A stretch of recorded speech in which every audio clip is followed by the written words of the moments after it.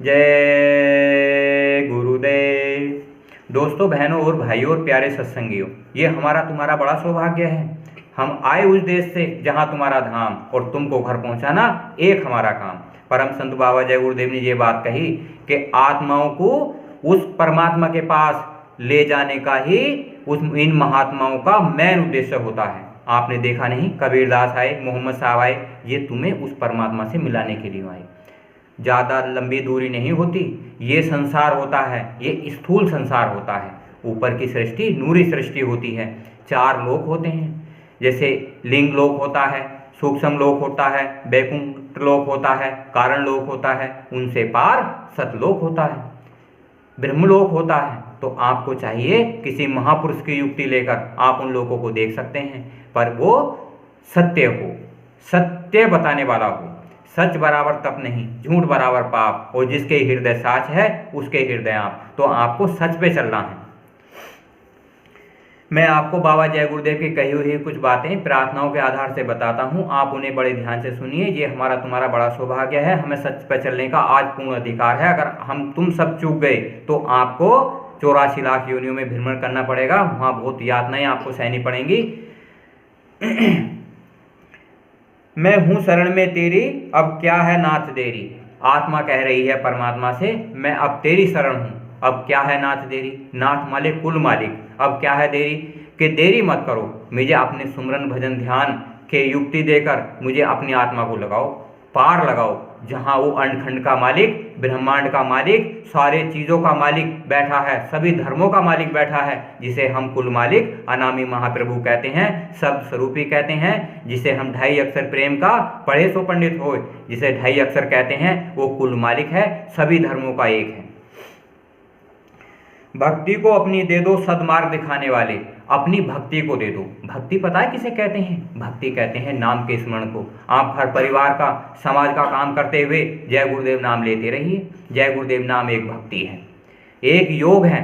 योग कहते हैं बैठ के साधना करने को, सुमरन करने को। भक्ति कहते हैं सुमरन करने को। हर वक्त 24 घंटे जब तुम्हें समय मिल जाए तो अब उसका नाम लीजिए, जय गुरुदेव, और समाज को बताइए। इससे आत्म कल्याण होगा, इससे मोक्ष मिलेगा, इससे मुक्ति मिलेगी। अगर आप चूक गए तो फिर मत कहना किसी ने बताया नहीं था।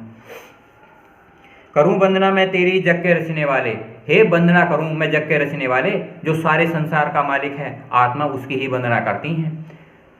बहकाने वाले तो बहुत मिल जाते हैं। गीता, कुरान, बाइबल, ये सब धार्मिक ग्रंथ हैं, ये इन्होंने सत्य ज्ञान बताया। आज हम उस लायक तो हो गए जो किसी संत महापुरुष की वाणियों को सुन सकते हैं। ये कोई धार्मिक ग्रंथ किसी का बेकार नहीं होते, ये अच्छे होते हैं, ये ज्ञान देते हैं, ये आत्म कल्याण नहीं करते। पर ये ज्ञान से हमें वहाँ जाने का, सदगुरु के पास जाने का और साध के पास जाने का एक जरिया मिल जाता है। कोई भी इंसान इस धरती का, इसका ऐसा नहीं है जो बिगर ज्ञान के परमात्मा को पा सके। ज्ञान होना बहुत जरूरी है, दया होनी बहुत जरूरी है। बाबा दादा गुरु जी थे हमारे पंडित भूरेलाल जी, जिनका मंदिर मथुरा में बना हुआ है, योग साधना मंदिर। आज वहाँ जाकर आप एक मनोकामना का लाभ ले सकते हैं। ज्योति स्वरूप तुम हो, तुमको हटाने वाले। जो निरंजन भगवान हैं, कुल मालिक हैं, वो ज्योति स्वरूप हैं। उनकी भक्ति से आपको मोक्ष मिल जाता है, भगवान को देखने का अवसर मिल जाता है, और परमात्मा की पूजा से आपको मुक्ति मिल जाती है। मोक्ष किसे कहते हैं, मुक्ति किसे कहते हैं, आज़ादी किसे कहते हैं, ये मैं आपको साफ साफ स्पष्ट बताता हूँ। मोक्ष कहते हैं भगवान का 15 दिन में, महीने में एक बार दर्शन करना।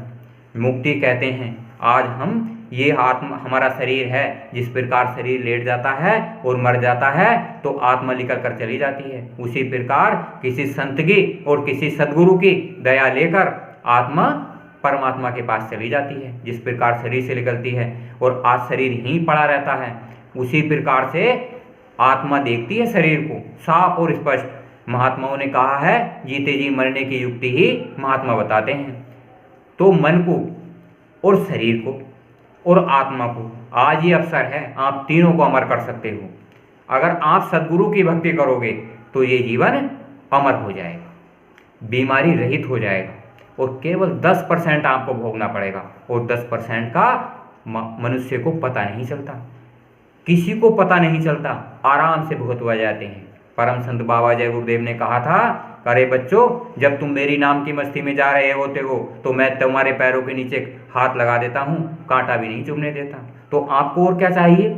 जब परम संत बाबा जय गुरुदेव ने कहा था कि मैं 400 साल तक तुम्हारी मदद करूंगा और तुम्हारे पैरों के नीचे अगर कांटा भी आ जाएगा तो मैं वहां आपका हाथ लगा दूंगा, तो फिर आपको जब भी चढ़ने में डर है, जब काम करना है। परम संत बाबा जय गुरुदेव ने बड़ी सटीक शुद्ध हिंदी भाषा में कहा था कि बच्चों, तुम सतर्क हो जाओ, चालाक हो जाओ, बुद्धिमान हो जाओ और ज्ञानी हो जाओ कि आपको सबसे पहले काम है शाकाहारी रहना है। अगर आप शाकाहारी हो जाओगे तो बीमारी से बच जाओगे।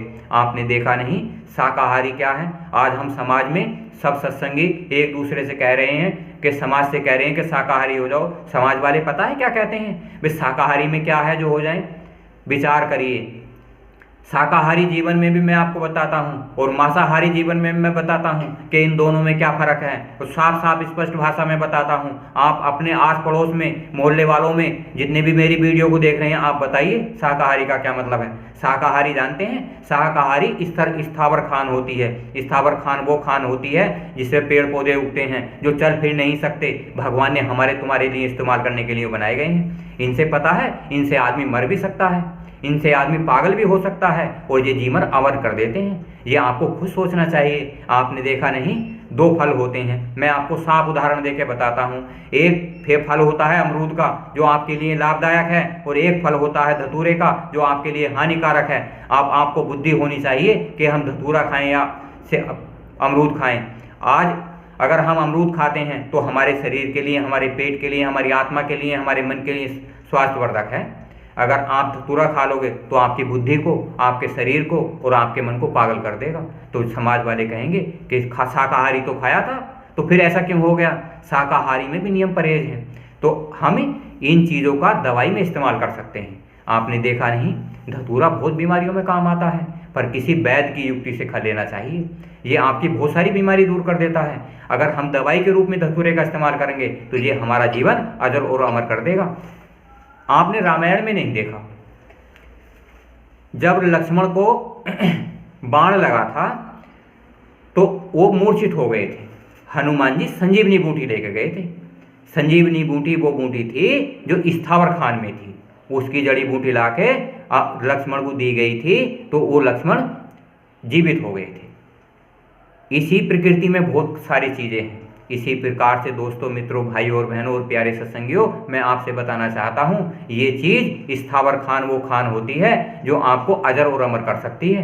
ये आपके लिए हानिकारक भी होती है, ये तो आपको बुद्धि से सोचना चाहिए। इसी प्रकार जो अंडे से पैदा होते हैं, जो अंडे होते हैं, उनमें एक विषाणु होते हैं। विषाणु ये आपको मृत्यु प्रदान कर सकते हैं, ये आपको हाई लो ब्लड प्रेशर कर सकते हैं, ये आपको कैंसर पैदा कर सकते हैं। ये जीव जंतु जो बनाए गए हैं, जिन मनुष्यों ने पहले जन्मों में भगवान की साधना नहीं करी, परमात्मा की साधना नहीं करी, महात्माओं ने बहुत समझाया तो वो 84 में भेज दिए जाते हैं, उन्हें कर्म भोग दे दिए जाते हैं। कर्म भोग वो भोग होते हैं जो परतंत्र होते हैं, वो भोगते हैं पर वो स्वतंत्र नहीं होते। मानव इतिहास में आदमी स्वतंत्र है पर वो परतंत्र हैं। जिस प्रकार कुत्ता बिल्ली होते हैं, जैसे पेड़ पौधे होते हैं, ये क्या भोग भूमि में आते हैं, तो इसी प्रकार अंडज से जो जन्म लेते हैं ये भोग भूमि में आते हैं। अगर किसी जानवर का, जैसे बकरा है, मुर्गा है, मुर्गे की आयु 2 वर्ष है, आपने 1 वर्ष में उसे खा लिया तो पता है आपको क्या होगा? जो उसके विषाणु हैं, उसके कीटाणु हैं और उसका जो जीवन है, तो वो आपके अंदर प्रवेश हो जाएगा। जो बीमारी उसे भोगनी थी वो आपको भोगनी पड़ेगी। परम संत बाबा जय गुरुदेव ने साफ साफ स्पष्ट शब्दों में कहा है, आप दूसरे कर्मों का भार अपने ऊपर मत लीजिए। इसलिए मैं कहता हूँ आप शाकाहारी हो जाइए।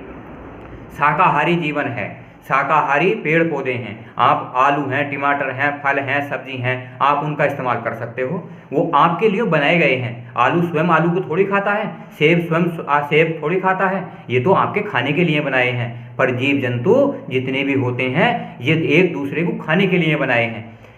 आपने देखा नहीं, मुर्गा गंदगी खाता है, आपने देखा नहीं, छिपकली जानवरों को खाते हैं, सांप किसे खाता है? अगर आप सांप को खा जाओगे, छपली को खा जाओगे तो पता है उसका विधान गलत हो जाएगा।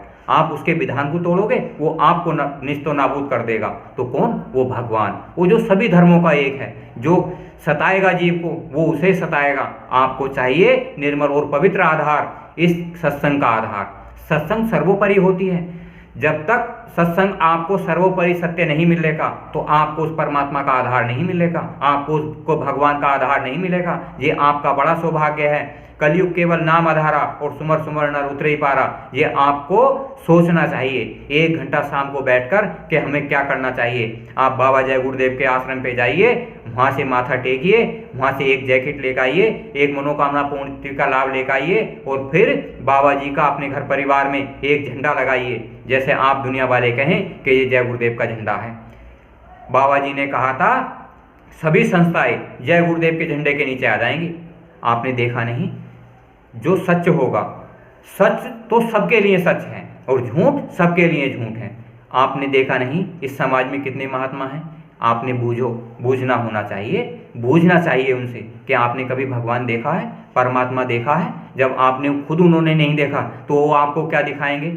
अरे आप जहाँ जाते हो उनसे बूझना चाहिए, ये आपका अधिकार है, अधिकार होना चाहिए। आप घर परिवार में नहीं देखते, आप अपने बच्चे को स्कूल में पढ़ाते हो, मास्टर स्कूल में नहीं पढ़ाते तो बच्चों को कहते हैं कि बच्चा पढ़ा नहीं। फिर 1 साल में देखते हैं उसका रिजल्ट आता है, बच्चा कहता है कि मेरा रिजल्ट आ गया। तो रिजल्ट में नंबर देखते हो, कम नंबर होते हैं तो आप स्कूल बदल देते हो। जब आप महात्माओं के पास जाते हो तो उनसे आप बूझ नहीं सकते कि आपने भगवान देखा है? जब भी तो आपने देखा होगा, जब भी तो हमें देखा। हमने खुद परम संत बाबा जय गुरुदेव से पूछा था कि बाबा जी आप मोक्ष प्रदान कर सकते हो, मुक्ति प्रदान कर सकते हो? बाबा जी ने साफ कहा था हम आए उस देश से जहाँ तुम्हारा धाम और तुमको घर पहुँचाना एक हमारा काम। तो डर भय किस बात का? बाबा जी से हमने पूछा है तो आप भी तो पूछ सकते हो। किसी भी संत मत में जाकर अगर आप बूझो ही ना और करते रहो कि अंत समय में मुक्ति मिलेगी, अरे अंत समय में तो आपको 84 मिलेगी, जीव जंतुओं में जाना पड़ेगा। जीते जी मुक्ति मिलती है और मोक्ष मिलता है। बहनों और भाइयों आज ये समय है, आप चूक मत जाना, ये समय बड़ा मलिन है। आपको सत्य बताने वाला बहुत मुश्किल से मिलेगा। हर इंसान, हर मानव जाति का आदमी गुमराह कर रहा है। गुमराह पता कैसे होता है? वो कहता है कि मैं सच बताता हूँ, एक चीज़ छुपा देता है। आपने देखा नहीं समाज में एक ही चीज़ होती है, उसी चीज़ को देखा जाता है, वही चीज़ धोखे की होती है। ज्ञान सब देते हैं, ज्ञान की एक महत्वता होती है। महत्वता वो चीज़ होती है, अगर महत्वता सही नहीं मिलती तो आपको आत्मकल्याण नहीं होता, मोक्ष नहीं मिलता। सत्संग भी एक सार है, सत्संग सब करते हैं, सभी संस्थाएं करती हैं, पर सत्संग सद्गुरु का होना चाहिए, जो सारे अंडखंडों का ब्रह्मांडों का मालिक हो, जो सारे अंडखंडों ब्रह्मांडों में गया हुआ होता है, उसे हम सद्गुरु कहते हैं। अगर आप किसी दूसरे से नामदान लोगे, दीक्षा लोगे, जिसने कभी भगवान नहीं देखा, जिसने कभी परमात्मा नहीं देखा, जिसने वो खुदा नहीं देखा, तो वो आपको क्या खुदा से मिलाएगा? तो आपको चाहिए ऐसे महापुरुष जो परम संत बाबा जय गुरुदेव हैं, उन्होंने खुदा भी देखा है, भगवान भी देखा है, अंडखंड ब्रह्मांड भी देखे हैं। बाबा जी ने कहा था मैं 400 साल तक रहूँगा। तो आप उनसे जुड़िए, मेरी ये प्रार्थना है, कोई जोर जबरदस्ती आप पे नहीं। बाबा जी ने कहा था आप मुझे पहले अपने घर बैठ कर आजमा लीजिए। आपने राम को नहीं आजमाया, आपने कृष्ण को नहीं आजमाया, आप मुझे आजमा लीजिए। आपको कोई दुख सुख की समस्या हो, कोई आपकी घर परिवार में कोई समस्या हो, बाबा जी का नाम 1 घंटे सुबह और 1 घंटे शाम लेकर आप बाबा जी को आजमाइए और फिर बाबा जी से जुड़िए। जय गुरुदेव।